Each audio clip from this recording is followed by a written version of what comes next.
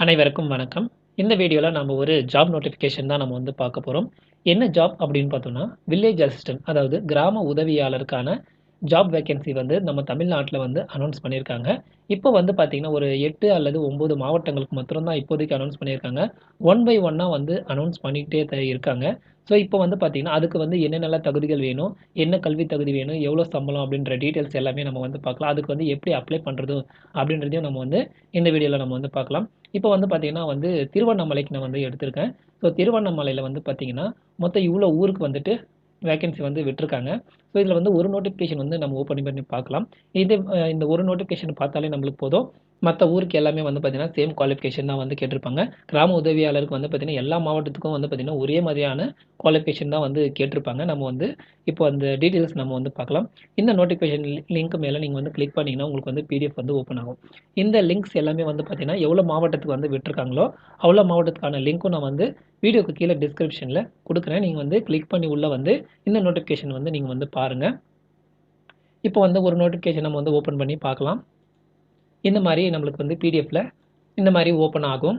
இதில வந்து பார்த்தீங்கன்னா, இந்த அப்ளிகேஷன் வந்து ஸ்டார்ட் ஆன டேட் வந்து பார்த்தீங்கன்னா, ஜூலை 10ஆம் தேதியிலேருந்து வந்து ஸ்டார்ட் ஆயிருக்கு. இதுக்கு வந்து லாஸ்ட் டேட் வந்துட்டு ஆகஸ்ட் 9ஆம் தேதி வரைக்கும் வந்து டைம் குடுக்குறாங்க. ஸோ இதுக்கு உள்ள நம்ம வந்து அப்ளை பண்ணிடணும். அதுக்கப்புறம் பார்த்தீங்கன்னா, எக்ஸாம் வைக்க போறாங்க. ஸோ இதுக்கு என்ன எக்ஸாம் வைக்க போறாங்க அப்படின்னு பார்த்தோம்னா, நமக்கு வந்து தமிழ்ல வந்து எழுதவும், பேசவும் தெரியணும். அதாவது அவங்க முன்னாடி நம்ம வந்து அ படிச்சு காமிக்கணும். அதே மாரி பார்த்தீங்கன்னா, நம்ம வந்து எழுதி நம்ம வந்து எந்த ஒரு மிஸ்டேக்கும் இல்லாம எழுதி காமிக்கணும் அப்படின்றது சொல்லியிருக்காங்க தமிழ்ல. ஸோ அதுக்கான டேட் வந்து பார்த்தீங்கன்னா, செப்டம்பர் 8லிருந்து செப்டம்பர் 14ஆம் தேதி வரைக்கும் வந்து வைப்பாங்க. நம்மளுக்கு வந்து இதில ஏதாவது ஒரு டேட்ல நம்மளுக்கு வந்து கூப்பிடுவாங்க. அடுத்தது வந்து பார்த்தீங்கன்னா, நேர்முகத் தேர்வு. டைரக்ட் இன்டர்வியூ வந்து வைப்பாங்க. ஸோ அது வந்து பார்த்தீங்கன்னா, செப்டம்பர் 15லிருந்து செப்டம்பர் 23ஆம் தேதி வரைக்கும் வந்து நம்மளுக்கு வந்து நடைபெறும். அதில நம்மளுக்கு வந்து எந்த டேட் அப்படின்றது நம்மளுக்கு வந்து மெசேஜோ, மெயிலோ நம்மளுக்கு வந்து வந்துரும். அடுத்ததா என்ன சொல்லியிருக்காங்க அப்படின்னு பார்த்தோம்னா, இந்த கிராம உதவியாளர் பணிக்கு வந்து பார்த்தீங்கன்னா, சம்பளம் வந்து குடுத்துருக்காங்க.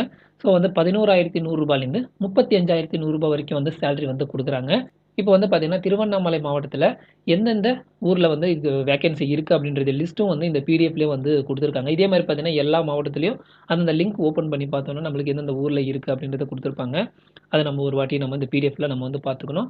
இந்த ஜாப்க்கு அதாவது கிராம உதவியாளர் பணிக்கு வந்துட்டு என்ன கல்வி தகுதி இருக்கணும் அப்படின்னு பார்த்தீங்கன்னா, நீங்க வந்து 10த் வந்து பாஸ் பண்ணியிருந்தா போதும். உங்களுக்கு வந்து 10த் மார்க் ஷீட் வந்து கண்டிப்பா வந்து தேவைப்படும். கண்டிப்பா வந்து பார்த்தீங்கன்னா, ஒரு சப்ஜெக்ட் தமிழ் இருந்திருக்கணும். நீங்க வந்து 10த் படிச்சிருப்பீங்க. ஸோ, அதில வந்து ஒரு சப்ஜெக்ட் தமிழ் கண்டிப்பா நீங்க வந்து படிச்சிருக்கணும். தமிழ் மீடியமா இருந்தாலும் சரி, நீங்க வந்து இங்கிலீஷ் மீடியம் படிச்சிருந்தாலும், அதில ஒரு சப்ஜெக்ட் தமிழ் சப்ஜெக்ட்டா இருக்கணும் அப்படின்றத அவங்க வந்து சொல்லியிருக்காங்க. அடுத்ததா வந்து பார்த்தீங்கன்னா, ஏஜ் குவாலிஃபிகேஷன் வந்து குடுத்துருக்காங்க. ஸோ இந்த ஜாப்க்கு வந்து பார்த்தீங்கன்னா, எஸ்சி, எஸ்டி, எம்பிசி, பிசி இந்த மாரி கேட்டகரி எல்லாருக்குமே வந்து பார்த்தீங்கன்னா, அதிகபட்ச வயசு வந்து பார்த்தீங்கன்னா, 37 வயசு தாண்டி இருக்கக்கூடாது. இதுவே வந்து பார்த்தீங்கன்னா, ஓசி கேட்டகரியா இருந்தீங்கன்னா, உங்களுக்கு வந்து 32 வயசு தாண்டி இருக்கக்கூடாது. மினிமம் வயசு வந்து பார்த்தீங்கன்னா, 21 வயசு இருக்கணும் உங்களுக்கு அப்படின்னு சொல்லியிருக்காங்க.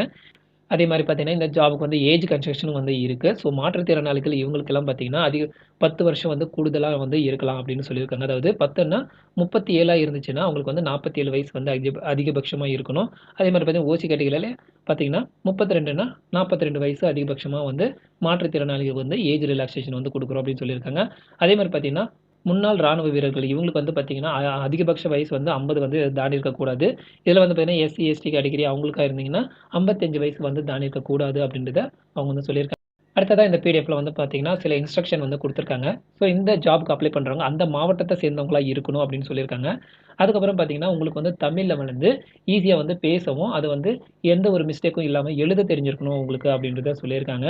அடுத்ததா வந்து பார்த்தீங்கன்னா, உங்களுக்கு வந்து 2 வீலர் லைசென்ஸும் உங்களுக்கு வந்து இருக்கணும் அப்படின்றதையும் சொல்லியிருக்காங்க. அடுத்ததா வந்து பார்த்தீங்கன்னா, உங்களுக்கான உடல் தகுதி சான்றிதழும் நீங்க வந்து சமர்ப்பிக்கணும் அப்படின்னு சொல்லியிருக்காங்க. அதுக்கப்புறம் என்ன சொல்லியிருக்காங்க அப்படின்னு பார்த்தோம்னா, 2 மனைவி இருக்கிறவங்க அப்ளை பண்ணாதீங்க அப்படின்னு சொல்லியிருக்காங்க. அதுக்கப்புறம் தகுதி இல்லாத விண்ணப்பங்கள நாங்க வந்து கேன்சல் பண்ணிடுவோம் அப்படின்றது சொல்லியிருக்காங்க. ஸோ யாருக்கெல்லாம் கால் லெட்டர் வந்திருக்கோ அவங்களுக்கு மட்டும் தான் ஜாப் கன்ஃபார்ம் அப்படின்றதையும் அவங்க வந்து சொல்லியிருக்காங்க. அடுத்ததா என்ன சொல்லியிருக்காங்க அப்படின்னு பார்த்தோம்னா, நீங்க வந்து இன்டர்வியூ போகும்போது உங்களுடைய சர்டிஃபிகேட்ஸ் அதாவது உங்களுடைய 10த் மார்க் ஷீட் வந்து கண்டிப்பா நீங்க வந்து ஒரிஜினல் வந்து எடுத்துட்டு வரணும் அப்படின்றதையும் சொல்லியிருக்காங்க. அடுத்ததா என்ன சொல்லியிருக்காங்க அப்படின்னு பார்த்தோம்னா, இதுக்கு வந்து எப்படி அப்ளை பண்ணணும் அப்படின்றதையும் சொல்லியிருக்காங்க. ஸோ இதுக்கு வந்து இந்த ஜாப்க்கு அப்ளை பண்றவங்க இந்த லிங்க்ல போயிட்டு அவங்க குடுத்துருக்கிற அப்ளிகேஷன் ஃபார்ம வந்து நீங்க வந்து டவுன்லோட் பண்ணிட்டு, அதில எல்லாமே வந்து ஃபில் பண்ணிட்டு நீங்க வந்துட்டு உங்களுடைய தாசில்தார் ஆஃபீஸ்ல நீங்க வந்து சப்மிட் பண்ணணும் அப்படின்னு சொல்லியிருக்காங்க. இப்போ வந்து திருவண்ணாமலையில நீங்க வந்து அப்ளை பண்றீங்க அப்படின்னா, அந்த திருவண்ணாமலையில இருக்கிற தாசில்தார் ஆஃபீஸ்ல நீங்க வந்து அப்ளை பண்ணணும். இந்த அப்ளிகேஷன் ஃபார்மை அங்கே நீங்கள் வந்து சப்மிட் பண்ணணும். அப்படி இல்லை அப்படின்னா நீங்கள் வந்து போஸ்ட் மூலியமாகவும் நீங்கள் வந்து இந்த அப்ளிகேஷன் ஃபார்மை வந்து நீங்கள் வந்து சப்மிட் பண்ணலாம். அதுக்கப்புறம் என்ன சொல்லியிருக்காங்க அப்படின்னு பார்த்தோம்னா, அவங்க வந்து எக்ஸாம் வைக்க போறாங்க. அதாவது நம்ம வந்து படிச்சு காமிக்கிறதும், எழுதி காமிக்கிறதுக்கான தேர்வு வந்து வைக்க போறாங்க. அதுக்கப்புறம் பார்த்தீங்கன்னா, இன்டர்வியூ வைக்கிறதுக்கும் நாங்க வந்து தனியா வந்து கடிதம் வந்து அனுப்புவோம். அப்ப நீங்க வந்து அந்த டேட்ல வந்து நீங்க வந்து ஆஜராகணும் அப்படின்றத அவங்க வந்து சொல்லியிருக்காங்க. இப்போ வந்து இதுக்கான அப்ளிகேஷன் ஃபார்ம் வந்து டவுன்லோட் பண்ணுறது எப்படின்றத பார்க்கலாம். இந்த வெப்சைட் அதாவது நீங்க வந்து திருவண்ணாமலை அப்படின்னா, இந்த வெப்சைட்க்கு வந்துட்டு பாருங்க. இந்த லாஸ்ட்ல வந்து பாருங்க வியூ அப்படின்னு இருக்கும்.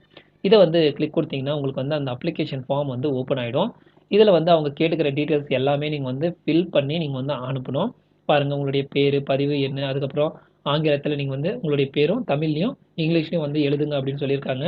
உங்களுடைய ஃபோட்டோ, உங்களுடைய அட்ரஸ் எல்லா டீட்டெயில்ஸுமே அவங்க என்னென்ன டீட்டெயில்ஸ் எல்லாம் கேட்டிருக்காங்களோ, அந்த எல்லா டீட்டெயில்ஸும் வந்து நீங்க வந்து ஃபில் பண்ணி, நீங்க வந்து அந்த அப்ளிகேஷன் ஃபார்மோட உங்களுடைய 10த் மார்க் ஷீட்டும், டிசியும் ஜெராக்ஸ் எடுத்து, ஆதார் கார்டு, ரேஷன் கார்டு இந்த மாரி இருக்கிற டீட்டெயில்ஸ் எல்லாம் எடுத்து நீங்க வந்து போஸ்ட் மூலியமாவோ, இல்ல டைரக்ட்டா வந்து உங்களுடைய தாலுகா ஆஃபீஸ் உங்க எந்த ஏரியா தாலுகா ஆஃபீஸ் இருக்கோ, அங்க போய் நீங்க வந்து சப்மிட் பண்ணிடுங்க.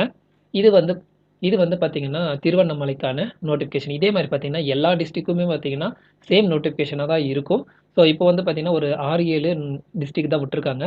மத்த எல்லா டிஸ்ட்ரிக்ட்டும் விட்டாங்கன்னா, அதுக்கான லிங்க்க நான் வந்து டிஸ்கிரிப்ஷன்ல குடுக்குறேன். நீங்க வந்து கிளிக் பண்ணி பாருங்க. இந்த இந்த ஜாப்க்கான டீட்டெயில்ஸ் எல்லாம் நம்ம வந்து பார்த்துட்டோம். இந்த இன்ஃபர்மேஷன் உங்களுக்கு வந்து யூஸ்ஃபுல்லா இருந்துச்சுன்னா, இத மத்தவங்களுக்கும் வந்து ஷேர் பண்ணுங்க. மறக்காம நம்ம சேனல சப்ஸ்கிரைப் பண்ணுங்க. நன்றி, வணக்கம்.